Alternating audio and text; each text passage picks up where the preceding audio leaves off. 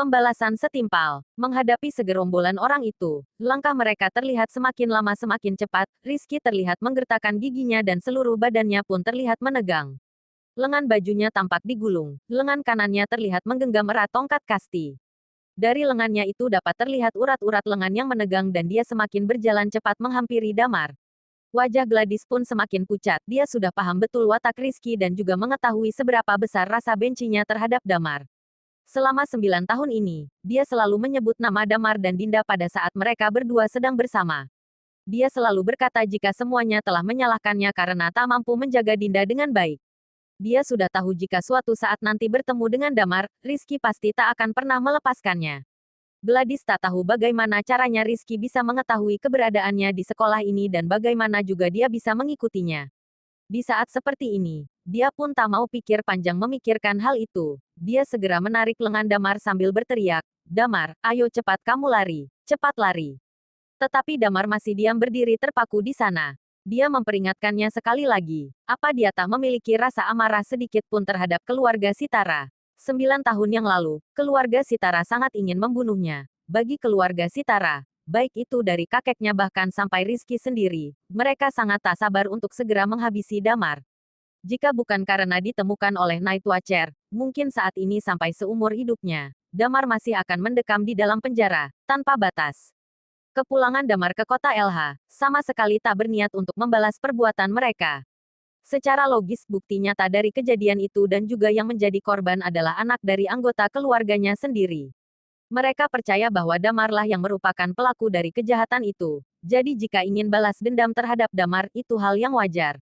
Tetapi ini sudah menjadi batasan Damar untuk tak melakukan pembalasan pada keluarga Sitara. Ini bukan berarti keluarga Sitara telah mengincarnya, dan dia tak akan membalasnya. Kecepatan langkah Rizky pun semakin cepat, apalagi saat dia melihat Gladys yang menarik lengan Damar, raut wajahnya terlihat penuh dengan amarah, dan kecepatannya pun kini berubah menjadi berlari cepat. Dia tak berkata sepatah kata apapun, dia bergegas jalan ke depan, lalu mengangkat tongkat kastinya dan segera menghantamnya ke arah Damar. Tak banyak kalimat kebencian, dia bahkan satu kalimat pun enggan berbicara basa-basi dengan Damar dan langsung memukulnya. "Kak, hentikan." Gladys pun memucat. Rizky tak menghiraukannya. Dia mengangkat tongkat kastinya dengan ganas, hingga terdengar suara kibasan suara dari tongkat itu dan langsung menghantam ke arah kepala Damar. Damar menyipitkan matanya dan mencibir. "Jadi menginginkanku mati ya?" Aura membunuh seolah terpancar dari tatapan matanya. Di saat itu, Gladys menggertakkan giginya, otaknya tak mampu untuk berpikir jernih lagi. Kepalanya terasa panas dan dia segera melangkah maju ke depan dan memeluk Damar di saat yang bersamaan. Dia langsung melindung Damar di belakang tubuhnya. Rizky telah mengerahkan seluruh tenaganya dan tak sempat lagi untuk menahannya. Saat melihat Gladys, raut wajahnya seketika berubah drastis. Peng! Dalam sekejap Damar mengangkat tangannya dan dengan cepat menangkap tongkat kasti itu. Raut wajah Rizky seketika berubah. Dia menangkapnya. Padahal baru saja Rizky melayangkan tongkat kasti itu ke arah Damar. Tetapi dengan cepat Damar mampu menangkapnya. Dia ingin menarik kembali tongkat kasti yang kini dalam genggaman Damar, dengan segala kekuatan untuk menariknya. Tetapi genggaman Damar sangat kuat sampai-sampai tongkat ini pun tak bergerak dalam genggamannya. Sebelumnya aku tak percaya saat mendengar Giri berkata bahwa kamu bisa menumbangkan lebih dari belasan orang hanya dengan seorang diri. Sekarang kelihatannya setelah 9 tahun tak bertemu, kekuatanmu jadi bertambah rupanya. Ujar Rizky mendengus sambil melonggarkan genggamannya dan berjalan mundur 2 langkah. Lalu dia segera menatap ke arah Gladys. "Gladys, kemari." Gladys yang sedari tadi menutup matanya, seketika membuka matanya itu saat mendengar suara Rizky memanggilnya. Dia melihat Damar yang sedang menatap Rizky, wajahnya terlihat tersenyum. Apalagi saat melihat tangan Damar yang menggenggam tongkat kasti itu, Gladys dibuat terkejut saat melihatnya. "Jangan bengong saja, cepat kemari. Kamu tak tahu dia ini orang macam apa. Dia ini orang yang telah menodai Dinda." Ujar Rizky sedikit membentaknya. "Kak, kejadiannya tak seperti itu. Lagi pula itu kan sudah 9 tahun berlalu," ujar Gladys dengan cepat. "Bahkan rasa benciku ini akan kubawa seumur hidupku. Kalau bukan karena dia, nama Dinda tak akan mungkin sampai seburuk ini. Dan juga tak akan berkomitmen menikah dengan si sampah Ferdi itu," ujar Rizky dengan tatapan penuh kebencian ke arah Damar. "Kalau kamu pergi menemuinya, dia adalah musuh kita, musuh keluarga kita." Pada saat itu, segerombolan orang itu bergegas maju ke depan. Saat melihat Gladys berdiri di hadapan Damar, segerombolan orang itu pun seketika bingung dan berdiri di samping Rizky. Damar mencibir. Semua orang bisa mendengar suara cibiran itu. Rizky menatap Damar dengan tatapan dinginnya. Hei, bocah, apa yang sedang kamu tertawakan? Aku sedang menertawakanmu. Tak disangka ya, ternyata kamu adalah seorang kakak yang sangat mengayomi adik perempuannya. Ucapanmu menakjubkan sekali, ujar Damar dengan nada jijik.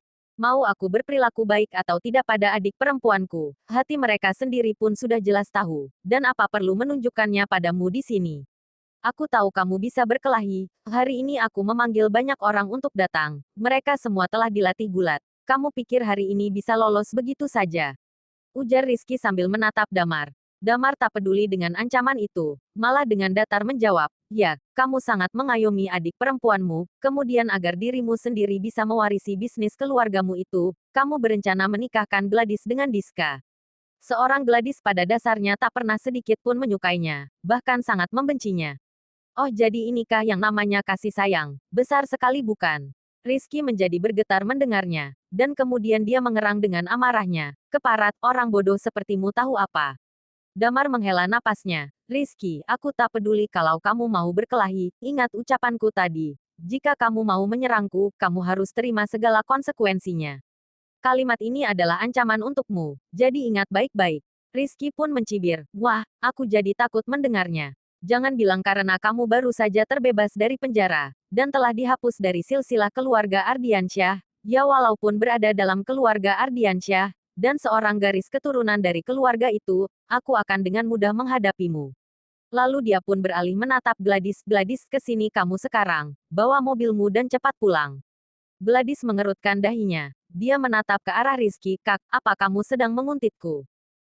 Rizky mencibir. Saat aku tahu berita kepulangan bocah ini ke LH, aku sangat khawatir kalau kamu akan pergi menemuinya.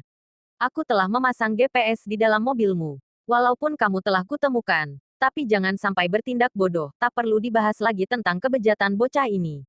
Kamu besok akan bertunangan dengan Diska. Jadi sekarang cepat pergi temui dia, jangan sampai kamu dikendalikan oleh orang lain. Damar terlihat menarik sudut bibirnya dan dalam hatinya berkata, sikap protektifnya terhadap adiknya itu sangatlah konyol. Gladys menggertakkan giginya dan berkata, Kak, kamu sangat keterlaluan. Aku keterlaluan katamu. Cepat pergi sana temui dia. Pernahkah kamu berpikir kalau kamu menjadi Dinda? Orang ini sudah seberapa parah merusak kondisi psikologis Dinda, apa kamu tak tahu? Apa yang kamu lakukan ini apa layak bagi Dinda? Ujar Rizky dengan geram dan amarah. Tubuh Gladys seketika bergetar mendengarnya. Dia mempercayai Damar, tetapi apakah orang lain pun akan sama? Ada berapa banyak orang yang mau percaya dengan Damar? Rizky mengatakan hal yang masuk akal tentang hal itu. Gladys menggertakkan giginya dan berkata pada Rizky, aku akan pulang bersamamu. Tetapi, kamu juga harus membiarkan Damar pergi. Rizky dengan tatapan mautnya berkata pada Damar, hei, bocah, kali ini aku melepaskanmu. Tetapi sebaiknya kamu segera cari tempat untuk bersembunyi. Selamanya jangan pernah muncul lagi. Kalau tidak, cepat atau lambat aku akan segera menemukanmu lagi. Damar mengangkat bahunya dan berkata, Rizky, aku sudah malas menjelaskannya padamu. Kalau kamu mau menghadapiku, kamu harus terima segala konsekuensinya. Ya, jika dengan Gladys dia bisa menjelaskannya lagi. Tapi jika dengan Rizky, dia bahkan sudah malas untuk menjelaskannya lagi. Dia menantikan Rizky untuk mau menghadapinya, sehingga dia punya alasan untuk menghubunginya lagi. Damar menoleh ke arah Gladys sambil tersenyum. Lalu dia mengayun-ayunkan tangannya sambil berjalan ke arah segerombolan orang itu sambil berkata, minggir, minggir, beri jalan. Di sampingnya, Rizky terlihat sangat marah sampai-sampai urat-uratnya pun terlihat, tetapi dia sekarang sudah lebih baikan karena menyetujui perihal adiknya dan biasanya selalu menurutinya. Walaupun hatinya sangat marah, tetapi dia tidak memilih melakukan perkelahian. Damar lalu berjalan ke arah pintu gerbang sekolah. Tak lama kemudian, dia melihat mobil hitam Gladys yang melewatinya. Lewat kaca mobilnya, Damar bisa melihat kalau Gladys duduk di samping kursi pengemudi dan terlihat Rizky yang mengendarai mobilnya, dan mulutnya terlihat sedang membicarakan sesuatu. Damar jadi teringat kejadian barusan saat tubuh Gladys berusaha melindunginya dari insiden tongkat kasti tadi, lalu seulas senyum pun terlihat di bibirnya. Dia lalu mengeluarkan ponselnya dan segera menelepon Clara. Dengan cepat Clara pun segera mengangkat telepon itu. Halo, ada apa? Coba tolong cari tahu apa Bank Royal di kota LH memiliki banyak kerja sama dengan keluarga Tandialo. Lalu cari tahu lagi tentang kewenanganku tentang bisa atau tidaknya menangguhkan kerja sama antara Bank Royal dengan keluarga Tandialo, tanya Damar. Clara pun dengan girang berkata, kamu mau membantu Gladys? Damar menganggukkan kepalanya dan berkata, ya, baiklah, aku akan segera cari tahu. Ujar Clara sambil menganggukkan kepalanya. Damar kemudian mengusap-usap hidungnya, dan dia kemudian menelepon Binar. Sama dengan Clara, Binar pun dengan cepat mengangkat teleponnya. Halo, ada apa? Tanya Binar. Kemarin aku menyuruhmu untuk melumpuhkan bisnis keluarga Tandialo. Lalu bagaimana kelanjutannya? Tanya Damar. Sedang kukerjakan. Kita sedang ada konflik dengan mereka dalam 5 proyek bisnis, dan sekarang kita sedang berusaha sebisa mungkin untuk memenangkannya. Hari ini aku sudah membuat janji dengan pihak mereka untuk bernegosiasi di sebuah restoran.